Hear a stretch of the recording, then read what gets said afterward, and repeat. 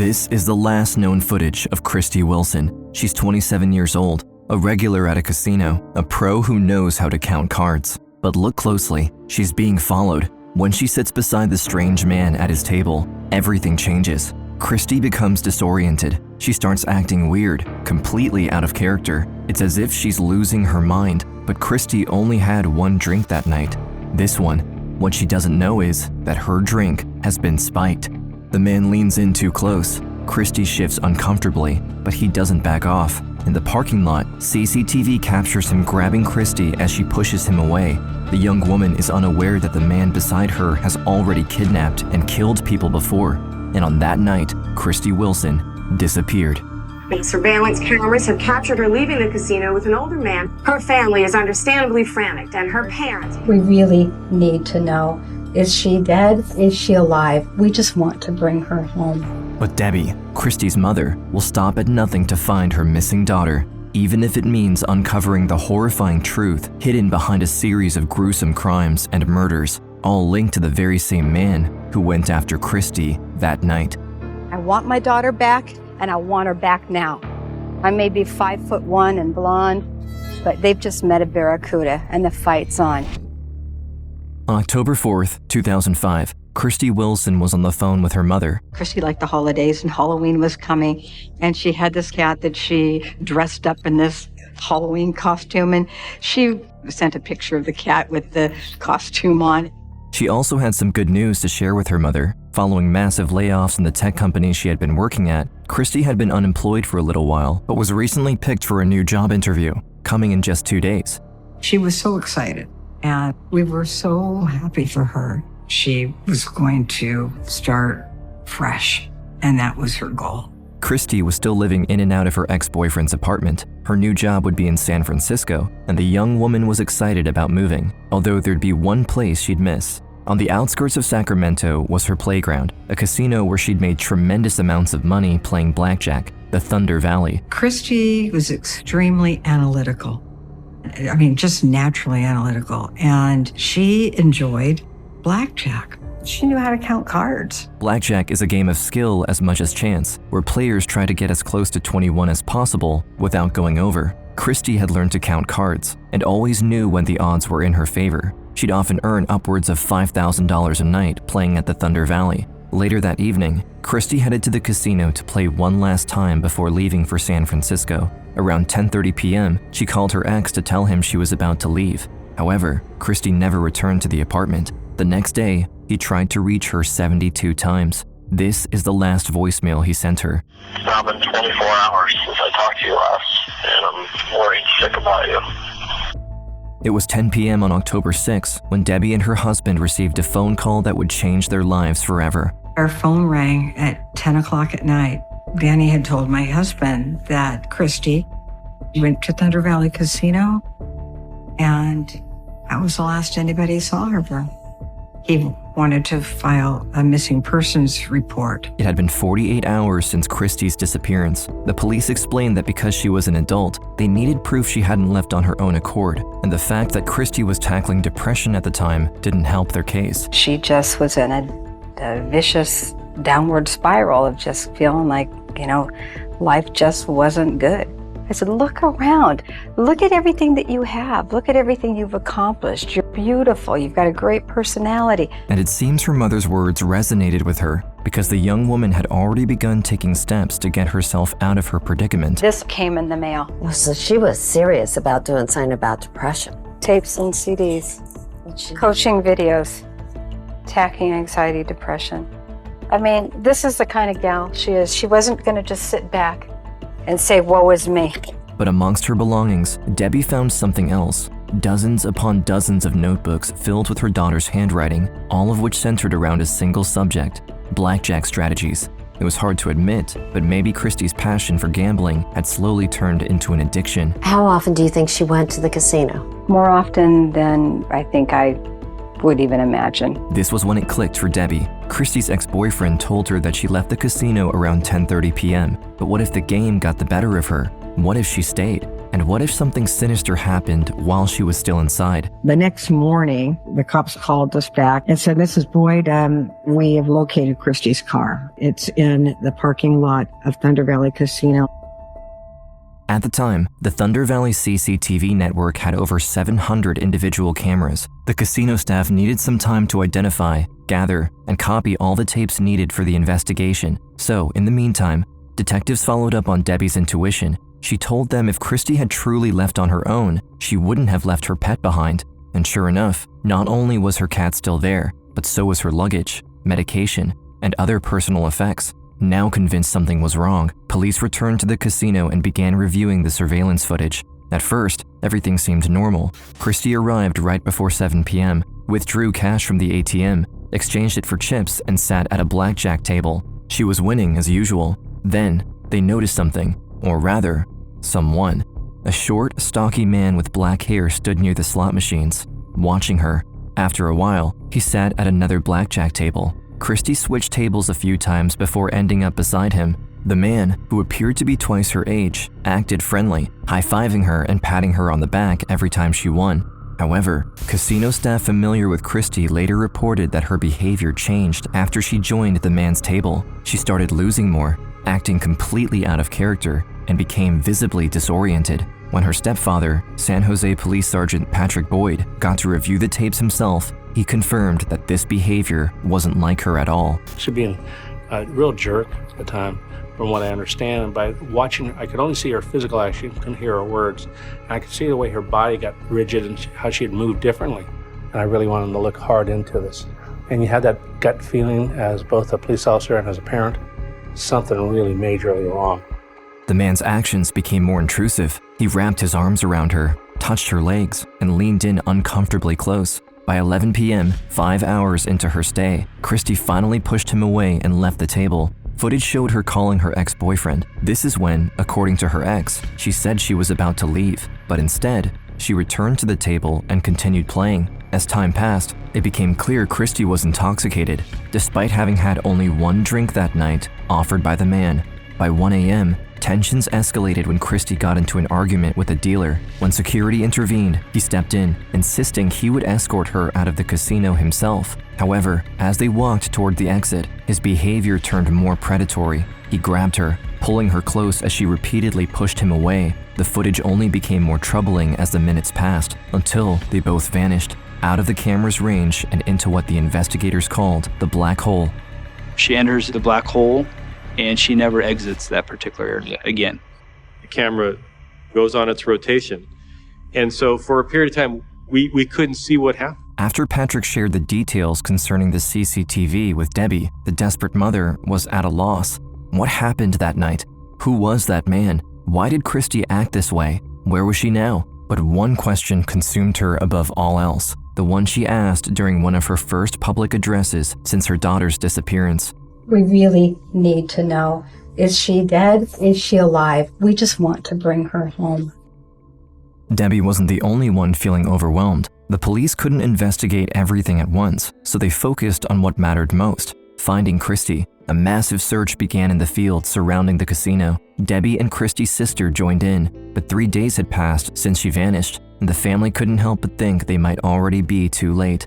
You want to hear details, but you don't. It's just I get this image in my head of, God, what she must have been going through. And all I could see is all these empty fields, and I kept thinking, this is so big. How are they going to find her? So at that point, sheer panic set in for me, and I just was beside myself. Debbie had been a shadow of her former self since Christie's disappearance, but one development quickly changed that. While the man caught on the casino's camera stalked Christie from afar, he used one of Thunder Valley's slot machines linked to his casino membership cards. The police identified the man in question as 53-year-old Mario Garcia. When this was revealed to the Boyds, Debbie's attitude drastically shifted. If he's any kind of a man, he'll tell us where he's my daughter. I want my daughter back, and I want her back now. Debbie and Pat have been beacons of hope in this situation. They have endured the unimaginable of not knowing where your daughter is. Debbie turned that pain into passion. This changed everything. There was no doubt in Debbie's mind. Someone had the answers. Someone knew the truth about Christie. and that someone was Mario Garcia. Surveillance cameras have captured her leaving the casino with an older man. Well, Garcia, take a look at this. This is my life. We have too much pain. Please help us. Also, All hands better be on deck because something is seriously wrong. However, the police didn't necessarily see it this way. Mario Garcia wasn't some drifter or known criminal. He was a husband, a father, a soccer coach, and owned a large ranch in the area. On paper, he was the last person they'd expect to be involved in a disappearance, and his family stood by him, insisting it was impossible. In the Chinese culture, your husband is your destiny. And with him, I have that feeling. I just have that that connection. He was always there for us. He'd always come home, make sure, we all sit at the table. Stay close, tight together. We're just a good family. Although Garcia didn't match the profile, police still ran a background check on him. They found nothing except a minor misdemeanor recorded in the 80s. But when they contacted the victim, 52-year-old Wendy Ward, they discovered that this was only the tip of the iceberg. You don't cross Mario. You don't cross him, especially if you're a woman and you're alone. In her mid-20s, Wendy dated Mario Garcia for some time. She describes him as a usually compassionate boyfriend, but with an extremely violent side. After months of enduring his uncontrollable outbursts, Wendy attempted to leave him, and Garcia sexually assaulted her in retaliation. He was holding my neck. He says, "You do anything, I will take your head and I will smash it. I will just smash it." A few weeks later, all hell broke loose when Wendy told him to stop harassing her over the phone. He drove up to her place and kidnapped her in broad daylight. He said to me, "Take off your clothes," and I said no. I just was clawing, scratching, whatever I could do. Then he choked me. Then he started to choke me. Garcia proceeded to rape Wendy again in the back of his van. He then drove back to his apartment and dragged her inside. He pulled a gun out of his cabinet. And he took a cartridge and he slammed it up in the bottom. And then he brought the gun over and he held it to my head. And he pulled the trigger. And then he took the gun and then he held it to my mouth and pulled it again. Garcia's gun wasn't loaded, but Wendy was in shock. Realizing she could have been killed right then and there was simply too much for the young woman. He could kill me. I'm surprised that I actually am alive. I'm very lucky. Breaking down in tears on the floor, Wendy was then sexually assaulted for the third time. Garcia then headed to the kitchen and casually made himself a sandwich, as if nothing had happened. She pressed charges, but the procedure stalled for over 2 years. At first, her legal team intended to charge him with kidnapping, 3 counts of rape, and aggravated assault with a deadly weapon. However, in the end, Garcia was only charged with the latter, sentenced to a short probation, and, years later, even managed to reduce the charge to a misdemeanor, ridding himself of his felon status in the process. I felt sick to my stomach. It was humiliating. I felt after my own incident with him that he could very easily do this again with someone else. Is he dangerous? Absolutely. Absolutely.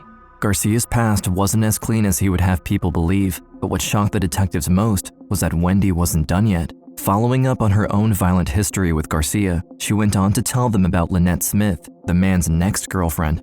On Christmas Eve of 1979, 1 year after Wendy's ordeal, Lynette told Garcia she was leaving him at a family dinner. She was pregnant with his child, but after enduring constant beatings and abuse at his hand, she made her decision. She wouldn't keep the baby. No records of his reaction exist, but later that night, as Garcia, Lynette, and her mother were on their way home in her car, tragedy struck.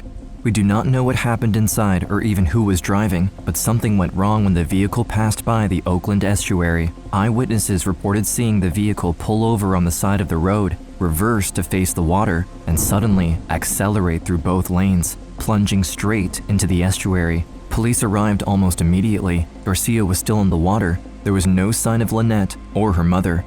Actually, Garcia didn't even mention the other passengers until he was formally interrogated much later that night. Even weirder, right after he revealed Lynette and her mother's existence, he immediately asked for his attorney and refused to give any other information to the police. Lynette's body washed ashore a week later, and her mother was found dead inside the car. No charges were ever filed against Garcia, who claimed he wasn't driving and somehow slept through the accident, conveniently allowing him to feign ignorance.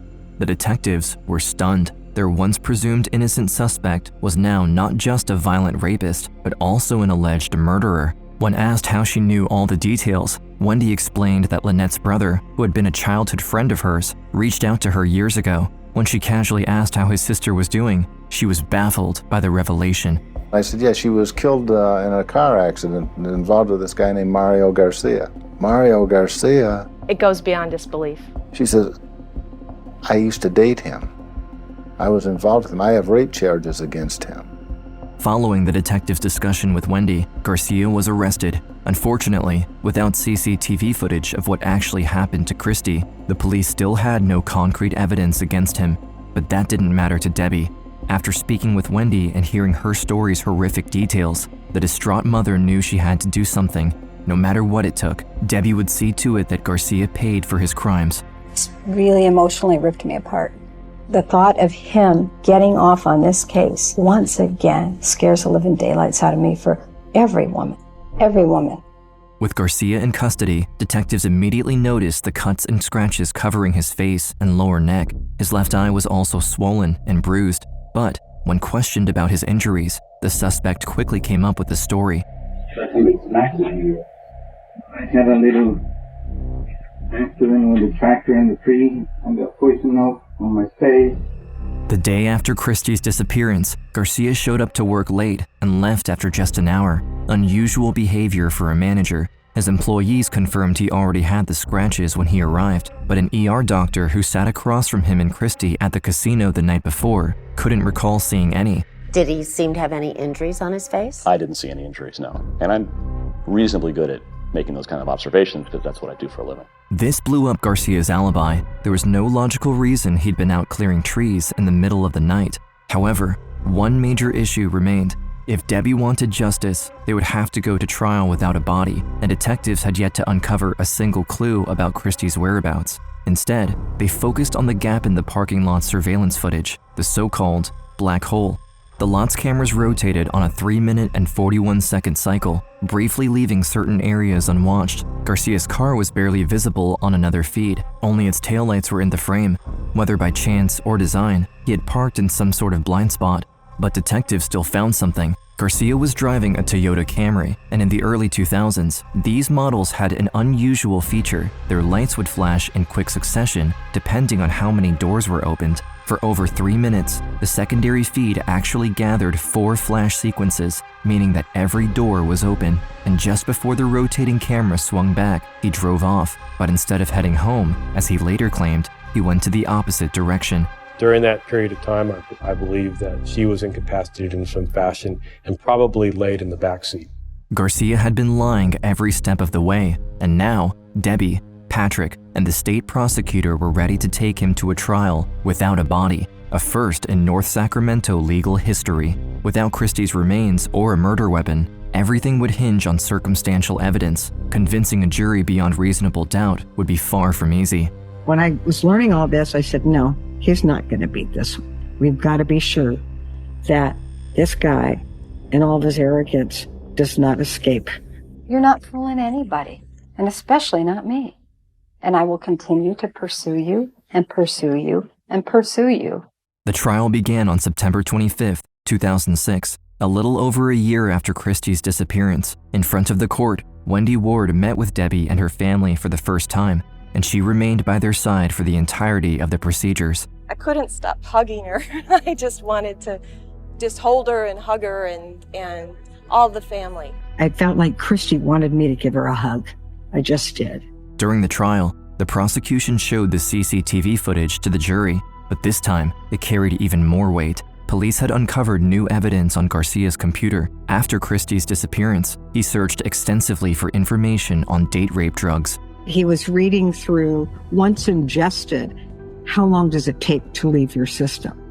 2 days after my daughter goes missing, are you kidding me?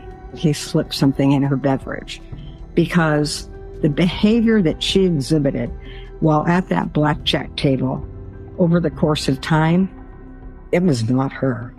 However, the most incriminating evidence came from Christie herself. Despite Garcia's attempts to scrub his car with bleach, he failed to remove all of Christie's DNA. Tiny strands of her hair and microscopic droplets of her blood remained on the back seat. The injuries Garcia received after the final fight Christie put up were even more compelling. This is because, on top of attending kickboxing classes, Christie had also been taught self-defense by her stepfather, Patrick. The police sergeant gave her tips like aiming for the eyes if she was attacked or faking an STD if someone attempted to rape her, a skill she had used once before when an abusive ex physically assaulted her. After police arrested the ex in question, they documented his injuries. Amongst the scratches and bruises, 4 deep claw marks on his chest, some of the same wounds Garcia received the night of Christie's disappearance. She fought and she fought and she fought her killer. If she was going to lose her life to violence, she made darn sure that she left her mark on her killer. The prosecution dismantled Garcia piece by piece. His lies, his false alibi, his injuries, the DNA, the surveillance footage. They didn't need a body to prove what had happened. There was overwhelming evidence. You could actually feel what Christie must have been going through at that time. All of her actions, the marks on him, for me, that was, Christie was right there. After hours of deliberation, the jury returned with the verdict. We, the jury, in the above entitled action, find the defendant, Mario Flavio Garcia, guilty of a violation. Absolutely, justice has been served. It's about time. Justice for the Boyds, but no closure. Garcia was gone, yet Christie was still missing, and her fate remained locked away with the man who took her. There's no happiness in this. This is kind of a very shallow victory. It's always going to be hollow because no matter what happens, she's gone. That was a smart, intelligent young woman that had so much to offer, and he took that. Now, Mario Garcia, where did you put my daughter? Where did you put my daughter? Which, to this day, we don't have the answer. Following the trial, Wendy, Debbie, Patrick, and Christie's sister all attended Garcia's sentencing. Because of extended procedure regarding Wendy's case, the judge more than doubled Garcia's sentence from 25 to 59 years, guaranteeing he would stay behind bars until his death. The convicted murderer wasn't happy about this, to say the least. I suppose that at this hearing, I'm supposed to ask for mercy and to show remorse. However, I will not do such thing. You killed my daughter. I have no doubt that you would kill again. And for that, I thank my daughter for her bravery, her fight, and I love her very much. Thank you very much. From then on, the Boyds had to campaign against Garcia's appeal every few years, reliving their trauma and loss each time. However, nothing hit harder than when the murderer began writing directly to Debbie in 2017. Even though he didn't admit to anything or express any remorse, his writing suggested that some kind of deal could be made to help her find Christie. Was she in an ocean? Was she in a ditch for 15 years? I never went to bed without wondering, where is she? I wanted Christie back so bad that I thought, you know what? Let's see how far this goes. It is unclear whether Garcia wanted a reduced sentence or to be let go entirely, but Debbie had to make a choice. This might be her only chance to be reunited with her missing daughter. She harbored no illusions, though. It had been more than a decade. She knew Christie was dead. Debbie only wanted to turn the page. Yet, closure came at a cost. The question was, how much was she willing to pay? I was sitting there thinking, what on earth are you doing, Debbie? Get a grip. This would be such a disgrace.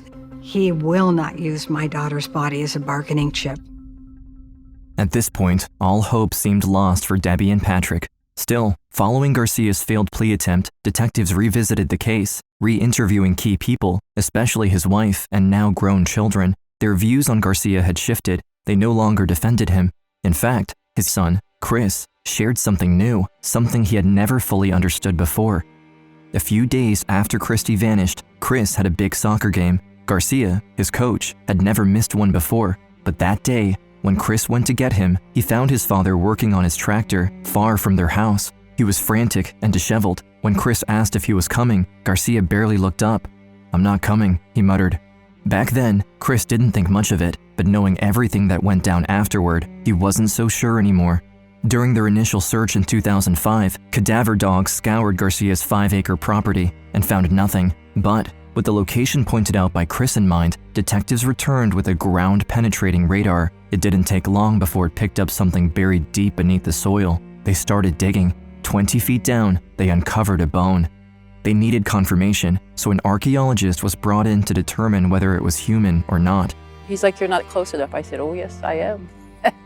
And he said, "Get closer." So they had me get down in the trench and really double check, triple check. Okay, yes, it's human. For the past 15 years, Christie's case had been handled by the same pair of detectives, Nuno Tavares and Don Murchison. Both fell to their knees when the archaeologist confirmed the bone's human origin. Finally, a breakthrough.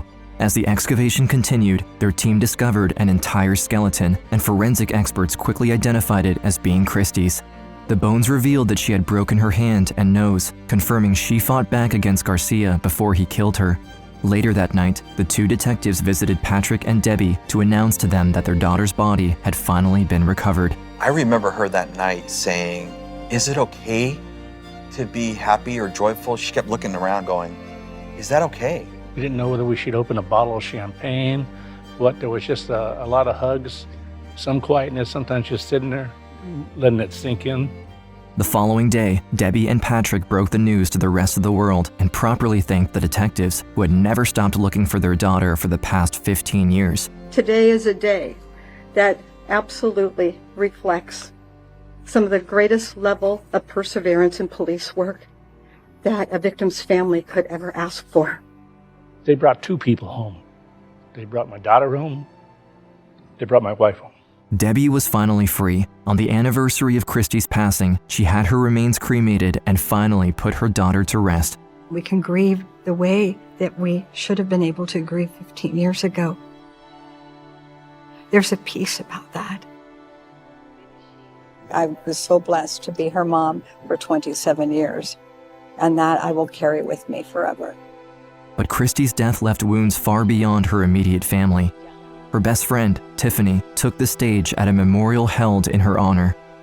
I will never forget Christie and will carry her with me always. I have to remember those words that she said to me when my sister died. Tiffany still remembered the words her best friend shared that day, a year before her disappearance. It was almost as if Christie had unknowingly written her own eulogy, her voice reaching from across the veil. My name is Christie Wilson. I do want to tell Tiffany, though, that she loved you very much. Because although her presence, her body isn't here on earth, her spirit will be with us forever. I don't know what to say. I mean, it's just such a hard time for everyone. And I just want you guys all to think how one day you guys will join her again in heaven. Thank you.